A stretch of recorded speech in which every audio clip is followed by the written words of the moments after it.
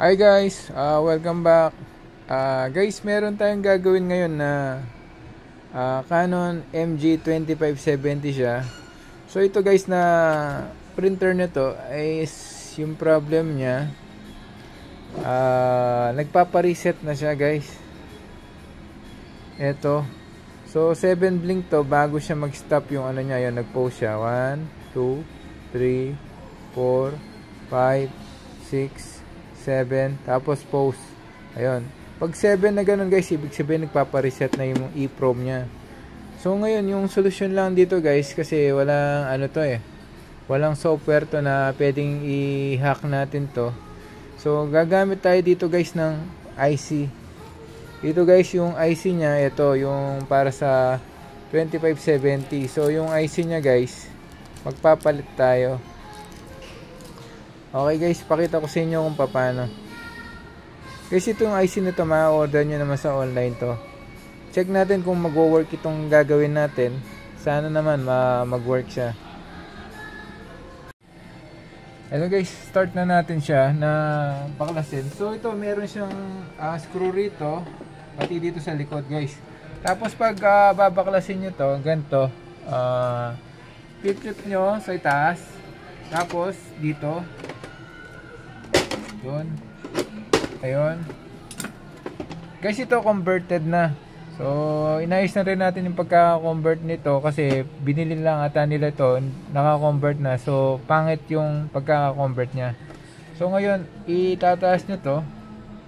Tapos meron siyang ano rito guys, dito sa may dulo, yung power flex nya, pati yung sa scanner nya. So dahan-dahanin nyo, baka mapatid. So iangat nyo lang siya. Tapos insert nyo yung daliri nyo rito guys. Meron siyang flex dito. Ito dito sa may ano. So naka-insert siya dito. So tataas nyo lang yun guys. Gagawin natin. Ayun o. Ayun. So dalawa to guys. Meron siyang malapad, meron siyang maliit. So yung maliit na yun guys, makikita nyo, ito yung pinaka kung saan natin ilalagay yung maliit na flex nya. Ito. So i-insert mo siya rito. Ito yung pinakasakit nya. Tapos yung malaki naman dito. So ito yun. Okay. So ngayon guys, dito na tayo. Di-disassemble na natin itong pinaka board nya. So ayan, tatandaan nyo lang guys, may color coding naman to. So white to white socket, itong orange to black. Okay, ayan. So guys, kasi hindi pa sila nakagawa talaga ng software hack nito na through computer ma-reset to, o kaya manual reset ng through mga button ng printer magagawa. So wala talaga. So yung ano lang talaga nito guys, ano. So ayan. So pag tinanggal nyo na yung dalawang screw nya dito sa gilid, so makikita na natin guys. So ito na guys, kung makikita natin, ito yung board nya. Ito 2570S nilagay. Ito guys, ito yung EEPROM. Ito IC to guys, na ito pag pinalitan natin to, ito na yung magiging solusyon ng problem natin, yung bago guys. Ito, pakikita ko sa inyo kung ano yan. Ito siya, yan. Tapos papalitan natin. Okay guys. So gagawin nyo lang guys, kung paano nyo papalitan to, ganito lang. Kukukain muna ng pansapin. Yan. Tapos ng pansapin guys, gagawin nyo, kaya lang dapat may soldering iron kayo guys, o kaya hot air na ganito para matanggal nyo siya. So yan, gagawin natin, isisindi natin siya. Tapos iinitin natin guys yung IC nya para mabaklas.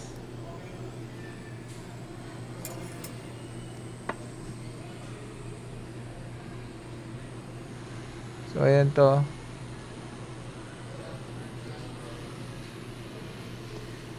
So initin nyo lang guys, tapos so tatandaan nyo to guys ha, yung meron kasing hulma to na pinaka spot nya kung alin yung susundan yung pattern. So sa IC kasi guys, sa ganito meron din silang pattern, para meron siyang bilog dito circle, ganun din dito circle.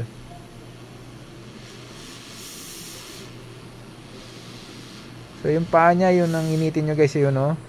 Ayun, di ba? Naangat na natin siya.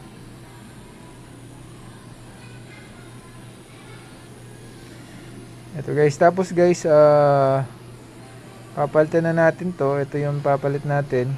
So ito tatabi natin to. Kasi yun ang dati.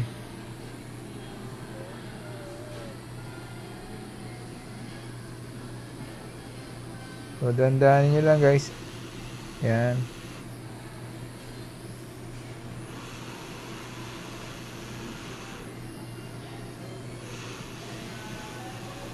So madali lang tanggalin to guys, kasi ano, medyo maninipis lang. So kung makikita natin, okay na siya. So ngayon guys, gagawin na natin, babalik na natin siya dun sa mismong board natin.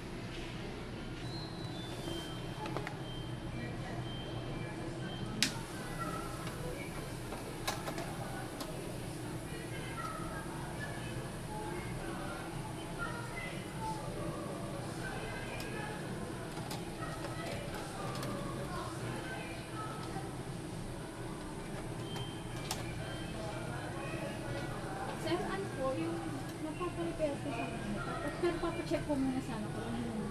Ano kung paparepair niya? Ano po kasi yung monitor ko na... Po. Sige po.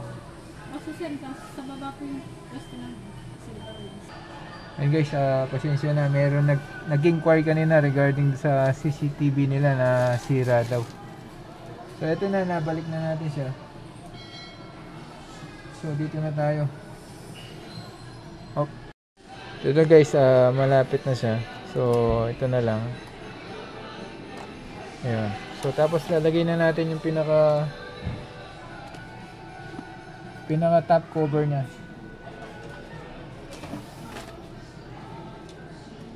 So ito, kung makikita nyo, sabi ko sa inyo, meron siyang maliit na socket yung dito. So dito nyo i-insert. Tapos ito isa.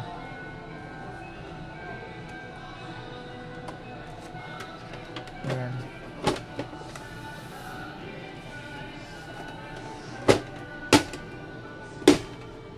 So ayan guys, na natin. So ngayon gagawin natin, sasaksak na natin siya. Ayan. Tapos on natin. Ito na yung moment of truth natin. Tingnan natin kung magbiblink pa tong triangle error na to. Ayun, hindi na guys. So ito na. So try natin ngayon mag-print.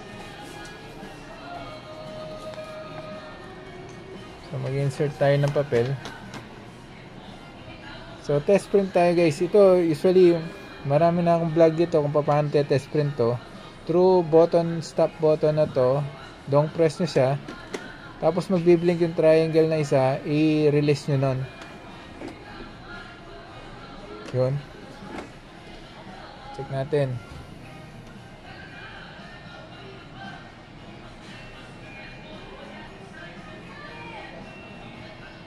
So hintayin lang natin guys na mag-stable to. Ayan. So kung naririnig nyo, nag-i-initialize pa siya.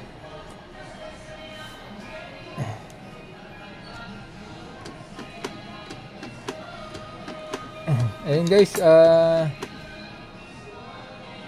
positive yung ginawa natin. So successful. Kaya lang tingnan natin yung printout niya kung working naman. So siya, nagpiprint na guys. So ayan. Ito pwede tayo mo kay Google. Ayun. So, kaya YouTube. so ito guys, na nagprint na siya. So meron lang siyang konting dumi dito guys. Gagawin nyo nun, lilinisin nyo guys kung paano pag clean nito. Ganito lang.